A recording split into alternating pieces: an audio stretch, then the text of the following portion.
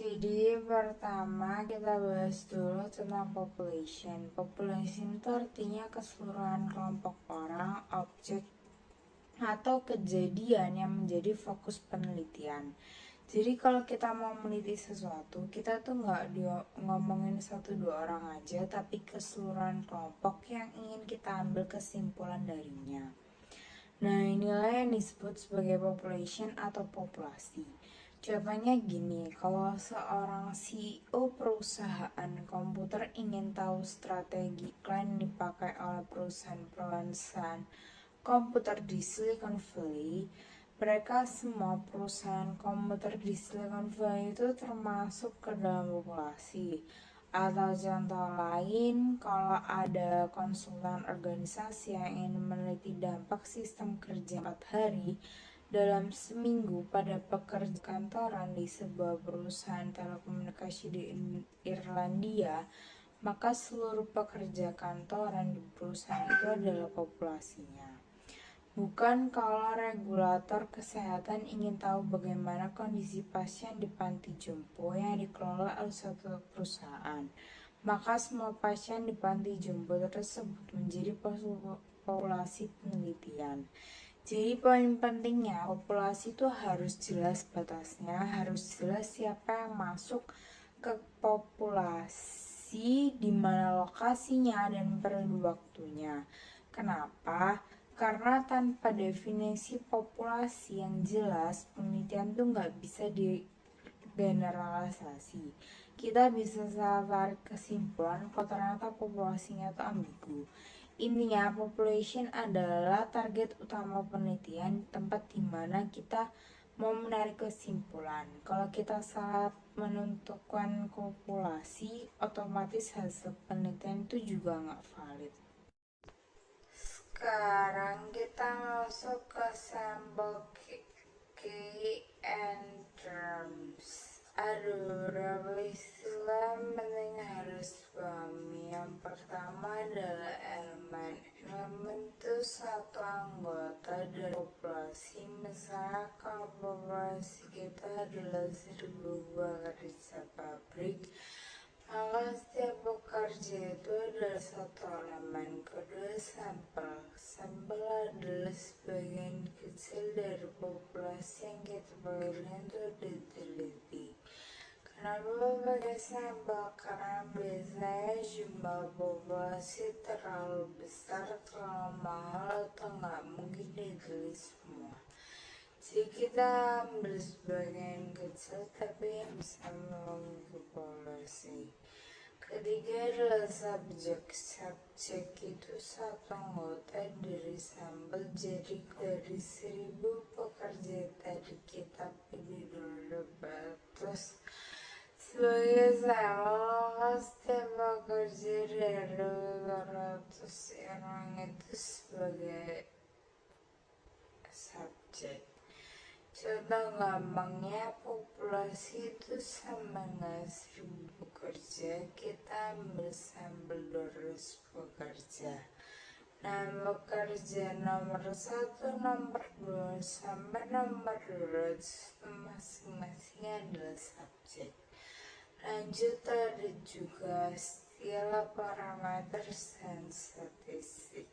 Parameter itu ciri-ciri atau karakteristik dari populasi, mean populasi, standar deviasi populasi, varian populasi. Statistik itu ciri-ciri dari sampel, misalnya mean sampel, standar deviasi sampel, dan varian sampel. Hubungannya gimana? Nah, sampel statistik inilah yang kita gunakan untuk mengestimasi population parameters, tapi ini baru bisa dilakukan kalau sampel kita benar-benar representatif. Kalau sampelnya nggak mewakili populasi, hasilnya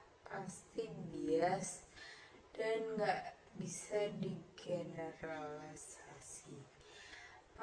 Makanya penting banget untuk memastikan sampel representatif. Selain itu, secara teori kita juga tahu dari center limit teorem kalau semakin besar ukuran sampel, distribusi rata-rata sampel akan semakin mendekati distribusi normal. Artinya mereka semakin besar dan semakin baik desain sampelnya. Semakin akurat estimasi kita terhadap populasi. Jadi misal ini adalah kita nggak bisa meneliti semua populasi. Kita pilih sampel, dari sampel itu kita tarik kesimpulan ke populasi dengan catatan sampelnya benar-benar mewakili. Kita akan bahas mengenai probability sampling. Nah, probability sampling adalah metode pengambilan sampel di mana setiap elemen dalam populasi itu punya kesempatan yang tidak diketahui dan tidak nol untuk dipilih. Yang artinya semua orang dalam populasi punya peluang yang sama untuk dipilih sehingga hasil penelitian bisa lebih representatif dan juga bisa digeneralisir. Nah, di sini ada dua bentuk besar dari probability sampling. Yang pertama adalah unrestricted atau sample random sampling. Nah, di sini setiap elemen punya kesempatan yang sama. Misalnya, kalau ada 1000 orang, lalu kita ambil 100 orang secara acak dengan undian atau dengan komputer, maka peluangnya tuh sama rata. Tapi, bisa teknik ini tuh sederhana, adil, dan paling mudah untuk dipahami. Tetapi bisa jadi mahal dan juga agak rumit kalau populasinya tuh terlalu besar. Yang kedua ada restricted atau complex probability sampling. Nah, ini adalah alternatif yang lebih efisien karena dengan jumlah sampel yang sama kita bisa dapat informasi yang lebih banyak. Nah, di sini ada 5 jenis utama dari restricted. Yang pertama yaitu systematic sampling, yaitu memilih setiap elemen ke N dari daftar setelah menentukan titik awal secara acak. Nah, metode ini itu praktis dan cepat, tetapi bisa bias kalau ada pola tersembunyi dalam daftar. Yang kedua, stratified random sampling. Nah, di sini populasi itu dibagi menjadi kelompok atau strata, misalnya berdasarkan usia atau berdasarkan jabatan. Lalu diambil sampel dari tiap strata. Nah, hasilnya itu lebih akurat karena semua kompleks terwakili, tetapi agak rumit karena butuh informasi lengkap tentang setiap strata. Yang ketiga, ada cluster sampling, yaitu membagi populasi ke dalam cluster, misalnya sekolah atau kota. Lalu, beberapa cluster itu dipilih secara acak dan semua anggota cluster itu diteliti. Ini tuh lebih hemat waktu dan juga biaya, tapi presisinya lebih rendah dan juga resiko biasnya tuh lebih tinggi. Yang keempat, ada area sampling yang sebenarnya mirip dengan cluster sampling, tetapi berbasis wilayah geografis. Nah, misalnya penelitian tuh di suatu kota dibagi per kecamatan. Nah, teknik ini cocok untuk studi yang berbasis lokasi, tetapi pengumpulan datanya biasanya lebih lama. Yang terakhir ada double sampling, yaitu pengambilan sampel 2 tahap. Nah, pertama diambil sampel awal, lalu sebagian dari sampel itu diteliti lebih mendalam. Nah, teknik ini bisa memberi informasi tambahan yang lebih detail. Tetapi kalau tahap pertamanya sudah bias, maka bias itu terbawa sampai ke hasil akhirnya nanti. Non-probability sampling. Nah, non-probability sampling adalah metode pengambilan sampel di mana elemen dalam populasi itu tidak punya peluang yang pasti untuk dipilih. Jadi hasilnya itu tidak bisa digeneralisasi dengan yakin ke seluruh populasi. Nah, tetapi metode ini sering dipakai kalau peneliti itu butuh informasi awal dengan cepat, mudah, dan biaya yang murah. Jenis yang pertama adalah convenience sampling.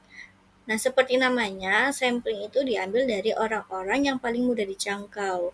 Misalnya, Pepsi Challenge di mall, di mana pengunjung yang bersedia ikut langsung dijadikan responden. Nah, metode ini itu cepat, praktis, dan hemat biaya, tetapi kelemahannya ialah biasnya tinggi dan hasilnya tidak representatif. Adalah purposive sampling.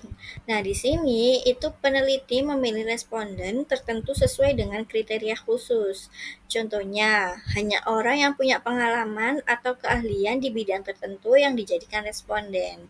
Nah, keunggulannya informasinya tuh lebih relevan, tetapi kekurangannya itu sulit digeneralisasi.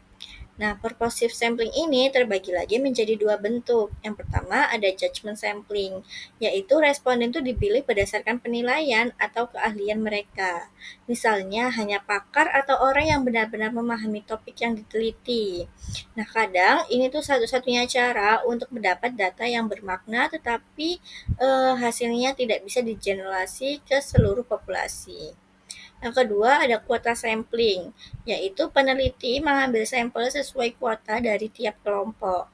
Misalnya, menentukan jumlah responden laki-laki dan perempuan sesuai target. Teknik ini berguna kalau partisipasi kelompok minoritas penting untuk penelitian, tetapi tetap saja sifatnya itu non-random sehingga hasilnya tidak mudah untuk digeneralisasi. Materi selanjutnya, kita akan membahas mengenai intermezzo. Contoh kapan desain sampling tertentu akan tepat. Nah, yang pertama adalah simple random sampling. Ini dipakai kalau mau hasil yang bisa mewakili seluruh populasi. Tapi kalau populasinya terlalu besar dan tersebar, biayanya akan sangat mahal. Kemudian ada stratified random sampling. Nah, ini cocok kalau kita ingin tahu perbedaan antar kelompok dalam populasi, misalnya kelompok umur, pendapatan, ataupun jenis pekerjaan.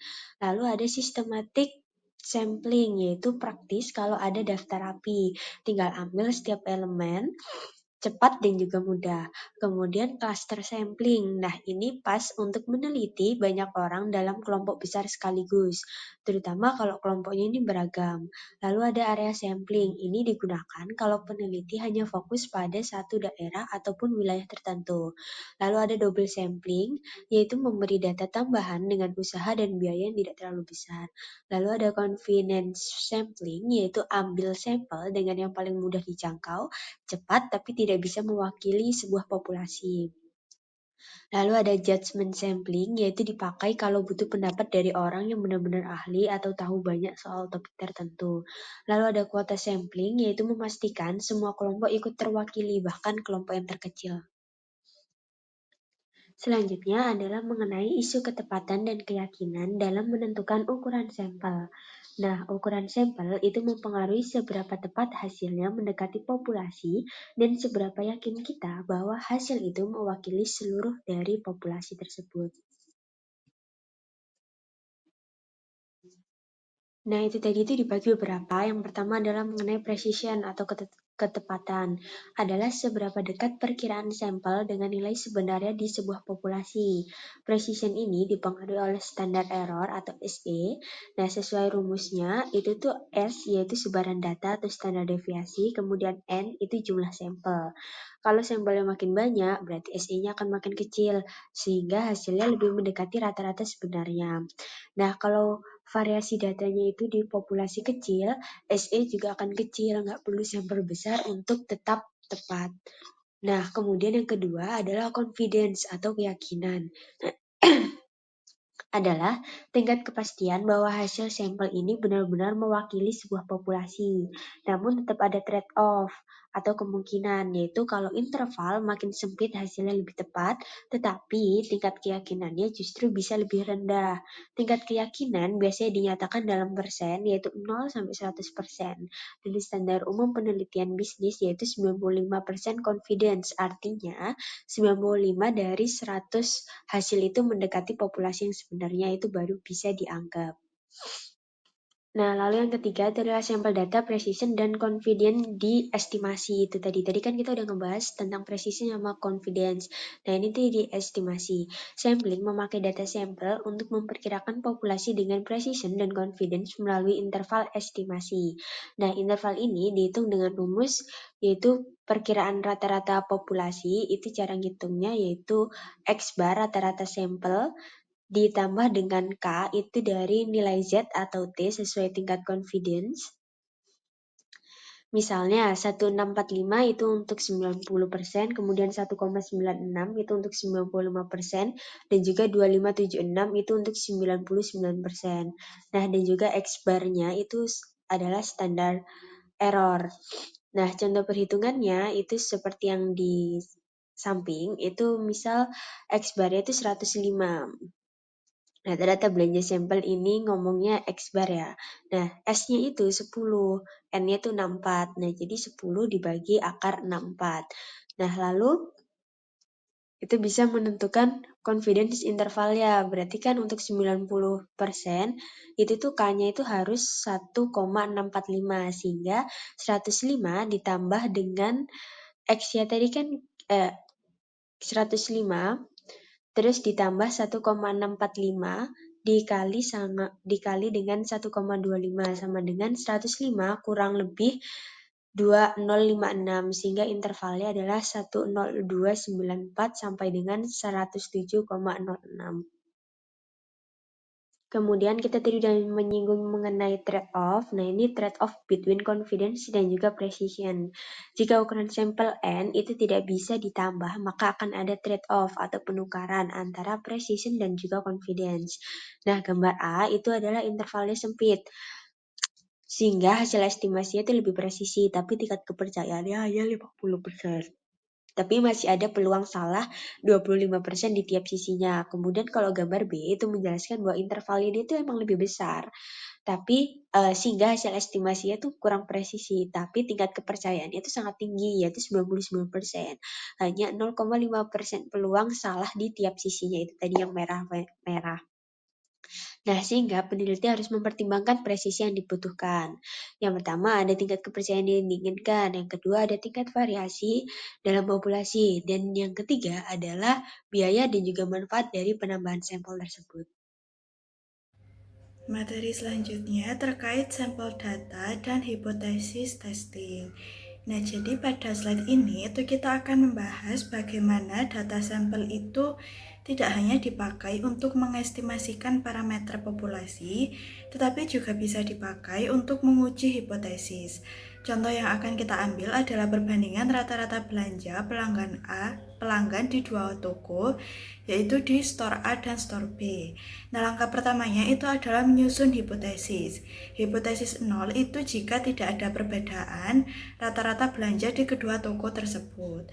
Nah, sedangkan hipotesis alternatif itu jika ada perbedaan rata-rata belanja di toko tersebut. Kemudian kita ambil 20 pelanggan dari masing-masing toko. Nah, hasilnya store A itu rata-rata belanjanya 105 US dollar. Standar deviasinya 10 dan store B itu rata-ratanya 100, standar deviasinya 15. Jadi ada selisih rata-rata 5 dolar. Nah, pertanyaannya, apakah selisih ini itu cukup besar untuk dinyatakan signifikan? Jadi untuk menjawabnya itu kita dapat menggunakan uji T seperti pada slide. Dari perhitungan di sini kita dapat nilai T-nya itu 1209. Lalu kita bandingkan dengan nilai kritis dari tabel T. Untuk derajat kebebasan atau DF-nya itu 38, dari 20 ditambah 20 dikurangi 2. Nah, ada tingkat signifikasinya itu 5% atau 95% tingkat kepercayaan. Nilai T-nya itu kurang lebih 2021. Nah, pada tingkat 10% atau 90% tingkat kepercayaan, nilai T-nya itu 1684. Nah, nilai T kita yang 1209 itu ternyata lebih kecil dari 1684 maupun 2021. Jadi kesimpulannya tidak ada perbedaan yang berarti dalam rata-rata belanja pelanggan di kedua toko. Nah, dengan kata lain kita menerima H0 dan menolak H alternatif. Kemudian terkait menentukan ukuran dari sampel. Ukuran sampel itu ditentukan oleh dua hal utama. Yang pertama, tingkat ketelitian atau precision yang kita inginkan. Yang kedua, tingkat keyakinan atau confidence level yang kita tetapkan. Seperti pada contoh kasus berikut, seorang manajer bank itu ingin memastikan dengan tingkat keyakinan 95% bahwa rata-rata penarikan bulanan dari nasabah itu tidak akan meleset lebih dari kurang lebih 500 US dollar. Dari studi awal diketahui standar deviasinya itu adalah 3.500. Kalau kita pakai rumus ukuran sampel, hasil perhitungannya itu menunjukkan 188 responden agar bisa mencapai presisi 500 dengan tingkat kepercayaan 95%. Untuk perhitungannya bisa dilihat dalam slide. Nah, kemudian masalahnya total nasabah di bank ini tuh hanya ada 185 orang, yang artinya tidak mungkin kita ambil 188 sampel, karena jumlah populasinya itu lebih kecil. Nah, maka solusinya itu adalah menggunakan rumus koreksi ukuran sampel, seperti yang ada di dalam slide berikut. Nah, jadi dengan menerapkan rumus ini, itu ternyata ukuran sampel yang benar itu bukan 188, melainkan hanya 94 orang. Yang berikutnya ada ukuran sampel dan kesalahan tipe 2. Ukuran sampel yang terlalu besar maupun terlalu kecil, keduanya itu bisa bermasalah. Sampel yang terlalu besar itu dapat membuat hubungan yang lemah itu tampak signifikan secara statistik, di mana ini itu akan menyebabkan penerimaan hasil yang keliru. Jadi intinya ukuran sampel yang proporsional itu diperlukan untuk menghindari hasil yang bias. Kemudian ada aturan praktis. Ukuran sampel ideal itu lebih dari 30 dan kurang dari 500. Kemudian jika dibagi menjadi subsampel, setiap kategori itu harus memiliki minimal 30. Kemudian peneliti multivariat, ukuran sampelnya itu harus sama atau lebih besar dari 10 kali jumlah variabel. Nah, kemudian peneliti eksperimental sederhana dengan kontrol tetap itu dapat memiliki sedikitnya 10-20 responden. Berikutnya, sampling sebagaimana terkait dengan studi kualitatif. Sampling kualitatif itu dimulai dengan mendefinisikan populasi target itu secara akurat. Sebagai teknik sampling, penelitian kualitatif itu umumnya menggunakan sampling non-probabilitas karena tidak bertujuan untuk menarik inferensi statistik. Sampling purposif itu adalah teknik yang sering digunakan dalam praktik penelitian kualitatif. Subjek itu dipilih berdasarkan keahlian mereka dalam subjek yang diteliti. Nah, penting bagi subjek untuk dipilih sedemikian rupa sehingga mencerminkan keragaman dari populasi. Salah satu bentuk teknik sampling ini itu adalah sampling teoritis dalam grounded theory Glaser dan Strauss di tahun 1967, di mana sampling, pengumpulan data, dan analisis itu dilakukan secara iteratif sehingga mencapai kejenuhan teoritis, sehingga tidak ada informasi baru yang muncul.